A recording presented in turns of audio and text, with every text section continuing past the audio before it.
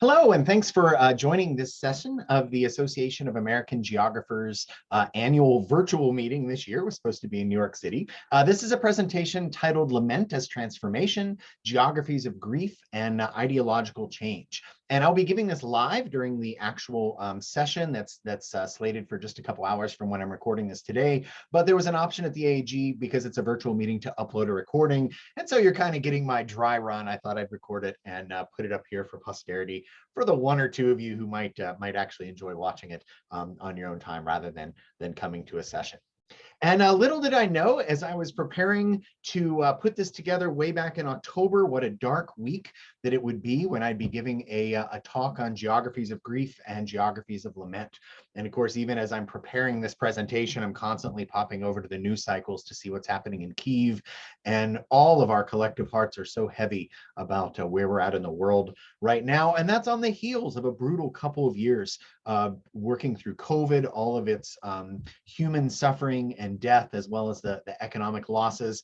And in preparation, for those of you who are at the conference, or you can catch this recording as well if you're listening to this, but Kristen DeMay is going to be presenting on her book, Jesus and John Wayne, at the GoRab's annual lecture soon after the live presentation I'll give later today.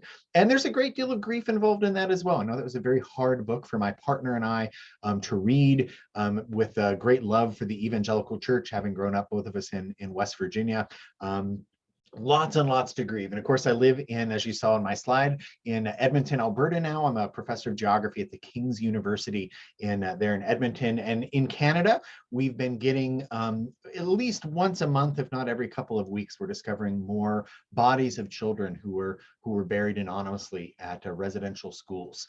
And tremendous amounts of grief associated with this as well, looking back to the colonial history, what for many years we've tried to call a cultural genocide, that it's clear now throughout has been much more than just cultural. And all of this in the context of really what this talk is about: grief for the environment, lamenting climate change, lamenting the loss of biodiversity, lamenting the loss of species. 2018 sounds like a long time ago, but the picture that you're seeing on the screen is from an ensemble course. I teach international development and sustainability for the Ensemble Institute each summer. We bring a number of courses together, including a marine mammals class and an alpine ecology class. Once a week, we get all the classes together and go to pretty cool places in the Puget Sound. We're hosted on Whidbey Island. This particular picture is up on Hurricane Ridge on the Olympic Peninsula, looking out over the Puget Sound toward Victoria. You can't really see Victoria or Vancouver Island because of the fog.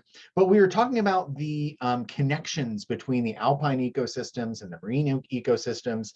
And in this conversation, one of the professors was sharing about Tahlequah, the orca, the female orca, who's one of the few orcas of a childbearing age that can still give birth. They've almost all outgrown it, which means the southern residents are close to being functionally extinct. And Tahlequah had given birth to a baby, and it was either stillborn or died soon after birth. And that orca carried that baby on its nose for 17 days. This picture was taken at about day 14 of that. And as this professor, the marine mammals professor, was sharing about this orca and that experience and the grief that the southern residents whales were experiencing, it's hard to describe this really, but this sense of lament just kind of fell upon us up on this mountain. And students and faculty alike are just talking about this and openly crying while tourists are walking by.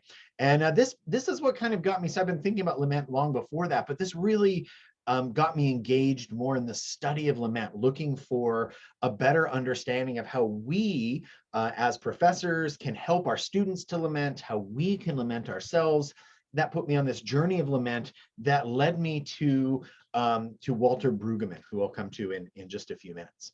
But 2018, again, sounds like a long time ago. The last 2 years, it's become very clear the level of biodiversity loss, climate change, growing social injustices. All of these inspire deep grief, anguish, and loss.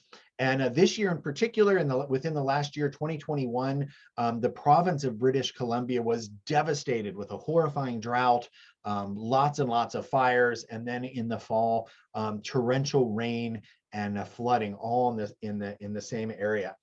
In late June, the town of Lytton, British Columbia, which is north of 50 degrees latitude. Lytton experienced temperatures that were above 49 degrees Celsius. That's about 121 degrees Fahrenheit. Again, this is in Canada, in well north of Vancouver, in British Columbia. 3 days in a row, it experienced these temperatures. People were leaving Vancouver to come and experience it, get selfies in this incredibly, in these record-breaking temperatures. And sadly, on the third day, a forest fire started just outside of the community, and the entire community, primarily an indigenous community, was lost to fire. And so it's hard to even find words for some of this. As we see, there are many scholars looking at this. You can see the book Words for a Dying World that's on the screen, solastalgia, tierra trauma, climate grief, environmental melancholia, some of the few ways that we're attempting to just get vocabulary around what we're feeling as the world that we know enters into a new phase, and as we wrestle with our grief and lament about this time. Phil Menge is a professor of English. He and I recently released a call for lament, a call for papers, asking for scholars to write short poems. Not all of them are short. We've got about 20 in already, and they're fantastic. Although they're hard to read because many of them are deeply personal laments of ecosystems, environments, social injustices that these scholars have experienced firsthand. And they write about these laments and then reflect upon them. And the purpose of my paper today, really why I'm presenting this, is I want to give the spirit of what we're hoping might come out of this volume, because we do hope that these can become liturgies, perhaps secular liturgies, perhaps religious liturgies, to help us to grieve the environment around us. But we're actually hoping for a bit more than that. And some of this is rooted in the Old Testament scholar, Walter Brueggemann. Brueggemann is a theologian. He has written a number of books. The one I'm going to focus on primarily today is Reality, Grief, and Hope. And he's actually looking at the books of Jeremiah, the book of Lamentations, and the book of 2nd Isaiah in the Bible as a religious scholar. And he draws some interesting things that those of us who are concerned about present day ideologies that are bringing devastation and destruction on the planet and to local ecosystems. He captures a lot of this really well out of the fall of Jerusalem in 586, 587 BCE. And he roots this in what he describes as an ideology of religious exceptionalism. And you can see some of the verses up there. Basically, the idea is Jerusalem had this concept that nothing bad could ever happen to them, that God had somehow set them aside, that they were divinely ordained, and that they would be protected forever. Meanwhile, the Babylonian Empire is growing. Jeremiah is saying, hey, have you noticed they're raising an army? Hey, have you noticed that army's on the way here? And Jeremiah is essentially speaking into this intense culture of denial. And so Brueggemann describes 3 prophetic tasks that are the work of the prophets. And when we talk about prophets in this presentation, I want us to especially think of scientists, those who are trying to reveal to the world the situation that we're actually in, the reality of the situation in the midst of this incredible culture of denialism. And the parallels between Jerusalem and our modern day world are pretty interesting. Brueggemann writes that the vocation of the prophets in the face of such enthralling ideology is to penetrate and expose that ideology by appeal to the reality of the lived world, a reality that steadfastly refused to conform to the claims of that ideology. And so the idea here is that what Brueggemann is looking at in Jerusalem is this confidence in the ideology of chosenness, the denial amid the crisis that the ideology had failed and was not sustainable, and ultimately in the fall of Jerusalem, the complete despair when the denial was broken and that actual reality was faced. And so we can see the parallels of this today. Ideology reflecting an old orientation that can only be broken by realism, denial giving way to grief as disorientation is acknowledged. And this is where this becomes interesting, because grief becomes the fulcrum point, the change of that ideology. Lament can be a pathway to ideological change. And for those of us who've been trying all these other ways of communicating the climate crisis, of communicating biodiversity loss and the crises involved in that, and so many other things, those of us who are trying to use facts and just not getting anywhere, perhaps lament can be another tool in the toolbox that can enable us to get to that new orientation where hope overrides despair. And until some of these ideologies fall, it will be very difficult to get there. Of course, Jeremiah is spending most of his time dealing with the false prophets of Jerusalem, those who are saying things like, God will do nothing, no harm will come to us, we will never see sword or famine, proclaiming these things even as the armies of Babylon are marching toward Jerusalem. Jeremiah, meanwhile, not a very popular prophet in his day, saying things like those destined for death to death, those for the sword to the sword, those for starvation to starvation, those to captivity to captivity. Ultimately, 587, it came to a reality, a horrifying siege lasting 18 months, starvation, poverty, and ultimately the eradication of this culture, and with it, the eradication of this worldview. In the midst of that, Jeremiah is weeping, and he's weeping not because he's an emotional wreck, but because he's already clearly seen the coming disaster that cannot be averted. In this picture that you see here, you can actually see some of the charring on the walls of Jerusalem from those days. Now, we are experiencing the impending doom, you can kind of sense it around us, of the climate crisis and of biodiversity loss. And we need to grieve that, just as those after the fall of Jerusalem grieved. But the hope is that perhaps if we grieve early enough and well enough and publicly enough, that people will take notice, and that grief can lead perhaps to an ideological change. And that's difficult today. We all study our hockey stick graphs in Canada. We actually use a hockey stick for those. Soong-Chan Rah has studied this in depth, has studied lament, and he sees, again, drawing a little bit on Brueggemann, this connection between a culture of suffering and a culture of celebrating in our own culture of religious exceptionalism that we have in America. And he notes how in our culture, most of our religious cultures in America, and we would argue North America, Canada as well, that we've lost the language of lament.